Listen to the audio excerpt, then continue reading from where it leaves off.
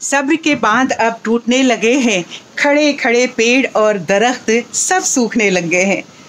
अगस्त ख़त्म हो गया, लगभग सितंबर आने वाला है और आलम ये कि आप 10 मिनट लगातार आके छत पे टेरेस गार्डन में दिन में नहीं खड़े हो सकते हैं। शाम के 4 बज रहे हैं और पिछले 2-3 दिनों से मुझे एक टोपियरी बनाना है, क्योंकि आप सबने मुझसे कहा था कि सरिता टोपियरी आप कैसे बनाती हैं, ज़रूर बनाते हुए दिखाइएगा। अभी हमारे सब्सक्राइबर्स के लिए जो उन्होंने डिमांड किया है उसे पूरा करना ही करना है मुझे।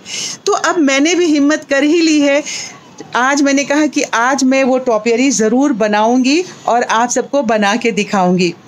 तो चलिए बस इसकी शुरुआत करते हैं। पर उसके पहले मैं आप सभी का बहुत बहुत शुक्रिया अदा करना चाहती हूँ, जितने मेरे सब्सक्राइबर मित्र हैं और जितने साथियों ने पिछले मेरे वीडियो को व्यू दिया है। मैं तो शुक्रगुजार रहूँगी पूरी ज़िंदगी, क्योंकि 3.5 साल से मैं चैनल चला रही थी और 3.5 साल में कभी भी किसी वीडियो में इतना व्यू नहीं आया। 3 लाख व्यू दिया है आप सबने। आप सबका बहुत बहुत दिल से शुक्रिया अदा करती हूँ। इसी तरह से आप सब मेरा हौसला बढ़ाइए। और मुझे बहुत बार डीमोटिवेट करने वाले भी हमारे साथी थे। वो कहते थे इतने सालों से तुम चैनल चला रही हो, ना तुम्हारे सब्सक्राइबर बढ़ रहे हैं, ना तुम्हारे व्यू मिलता है, ना तुम एक पैसा तुम मिल रहा है, बस पैसे खर्च कर रही हो गार्डनिंग में। तो मैंने कहा कि नहीं, मैं अपने सब्र को बिल्कुल नहीं टूटने दूंगी। और कहते हैं ना कि मेहनत का फल एक ना एक दिन मिलता ही है और सब्र का फल भी मिलता है। तो आप सबने जो मेरी मेहनत का और सब्र का फल दिया है इतना सारा व्यू देके, उसके लिए मैं आपका दिल से शुक्रिया अदा करती हूँ।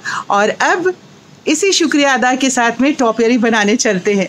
तो आप भी आ जाइए हमारे साथ और देखिए कि किन किन चीज़ों से मैं इस टोपियरी को तैयार करती हूँ। तो सबसे पहले हमें जो इसके लिए चूज़ करना होगा वो एक अलग शेप का, इसमें देखिए मल्टीपल जिसमें ब्रांचेज हों, वो चूज़ करना है ताकि अच्छे तरीके से इसे हम एक शेप दे सके।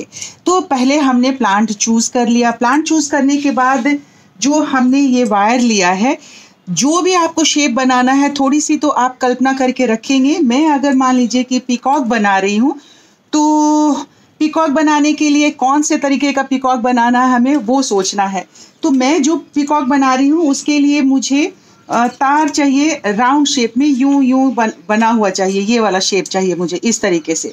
तो अगर अब सिंगल तार हम यूज़ करेंगे तो उतना मजबूत नहीं होगा, क्योंकि समय के हिसाब से इसमें जंग लगने के बाद ये ख़राब हो जाता है। पर उतने दिन में जो हमारी टोपियरी होती है वो एक शेप ले लेता है। तो जब हम इसको शुरुआत करेंगे बनाने के लिए तो हम इस तार को 2 बार फोल्ड कर लेंगे। 2 बार इस तरीके से यहाँ से करके फोल्ड कर लेंगे। ये देखिए एक टिप पे आप इसको पकड़िए और यहाँ से इस तरीके से थोड़ा से सावधानी से पहले टिप पे आप इसे ऐसे राउंड मोड़ दीजिए और उसके बाद पूरे तार को आप इसी तरीके से राउंड शेप में मोड़ते हुए एक अच्छा सा थोड़ा सा हार्ड सा वायर आप तैयार कर लीजिए करते हुए। और जब आप फर्स्ट टोपियरी कोई बना रहे हैं तो छोटे प्लांट में ही बनाइए, क्योंकि अगर एक ही बार आप बड़े प्लांट में बनाते हैं तो वो संभालना आपके लिए मुश्किल हो जाए।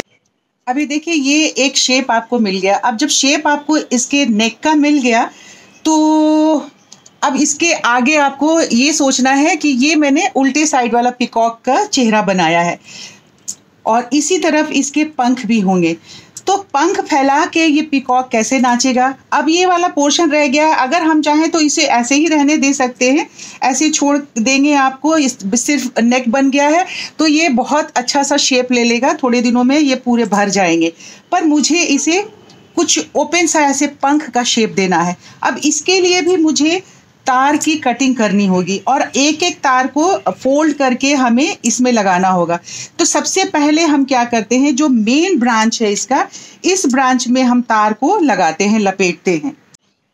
अब इसी तरह से ये देखिए मैं इस तरह बैक साइड करके आपको दिखाती हूँ। अब इसका ये मेन ब्रांच है, ये मेन ब्रांच है। अब इसमें सबसे पहला मेरे को जो सेंटर में इसके पंख को रखना है वो मैं लेती हूँ और इसको फिर उसी तरीके से यहाँ नीचे ये तार जो मैंने मोड़ के रखा है इसको यहाँ पे पहले मैं अंदर इंसर्ट कर दूंगी, इस तरह से इंसर्ट करके, और इसे फिर उसी तरीके से अच्छे से इसको इसके राउंड में पूरे इसके जो पत्तियां हैं उसे लेते हुए,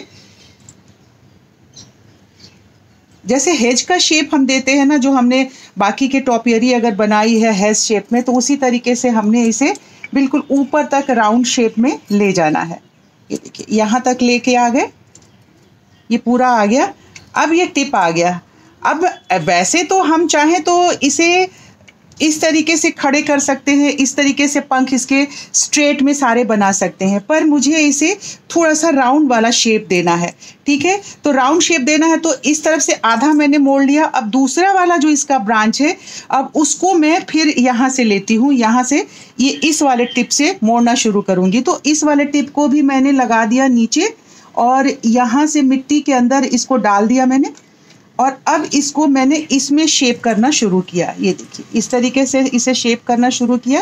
ये बहुत लचीला, इसके जो ब्रांचेस होते हैं बहुत लचीला होता है और बहुत एडजस्टेबल होता है ये। तो इस तरीके से देखिए कि इसे यहाँ तक लाते हुए मैंने इसे भी यहाँ पर हम ले आए। अब ये दोनों टिप मिल गया। अब दोनों टिप मिल गया तो ये एक शेप बन गया। देख रहे हैं आप, ये इस टाइप का शेप बन गया जो हमें चाहिए था। हमें कुछ नहीं करना था, बस एक शेप बन गया। तो ये देखिए यहाँ से ये वाला शेप जो है हमारा निकल के आ गया। इसे थोड़ा सा हम और राउंड कर देते हैं तो इससे क्या होगा कि खूब घने घने इसके पंख जो हैं हमें लगेंगे। तो इसी तरह से साथियों आप एक एक करके जितने पंख आपको बनाने हैं बना लीजिए। मैंने 3 पंख बना लिया है और ये चौथा पंख मैं बना रही हूँ। और इसे बनाने के बाद एक खूबसूरत सा आकार निकल के आएगा नाचते हुए मोर का। प्लीज़ आप सब देखते रहिए। इस तरह से आप देख सकते हैं साथियों कितना खूबसूरत सा ये पिकॉक बन के तैयार हुआ है। मुझे तो बहुत ही सेटिस्फैक्शन मिल रहा है, बहुत अच्छा लग रहा है मुझे। और इतना नीट एंड क्लीन बन के तैयार हुआ। तो आपने देखा कि कितने एक छोटे से ऐसे प्लांट को आप अपनी कल्पना से शेप दे सकते हैं। अब इसमें जो छोटे छोटे जो यहाँ पे कुछ कुछ बांधने में ये रह गया है तो हम इसे अभी यहीं रहने देंगे, ताकि थोड़े दिनों में और ये बढ़ जाएगा तब इसको शेप अप करेंगे। आप चाहे तो इसके पिकॉक का जो फेस है इसको शेप अप कर सकते हैं। तो मैं यहाँ से इसको थोड़ा सा कट कर देती हूँ। ये देखिए बस एक शेप में आ गया ये, और इस तरीके से फिर इसमें बहुत अच्छे से टिप निकल आएंगे। अब इसे आप जहाँ चाहें वहाँ रख सकते हैं। फिलहाल मैंने आप सबको बताया था कि हैंगिंग में ही मैंने बनाया है और इसे मैं यहाँ लेके आई हूँ, यहाँ आपको रख के दिखाती हूँ। ये देखिए इसके 4 पंख इतने खूबसूरत बन गए और इसका ये चेहरा पिकॉक का इतना सुंदर सा बन गया है।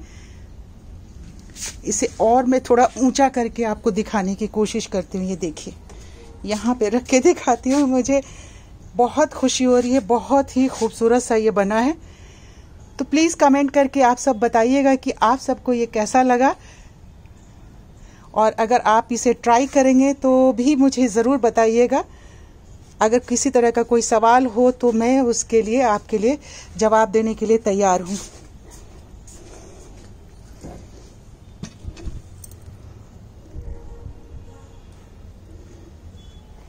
देख रहे पंख फैलाए हुए हमारा पिकॉक बहुत ही खूबसूरत लग रहा है।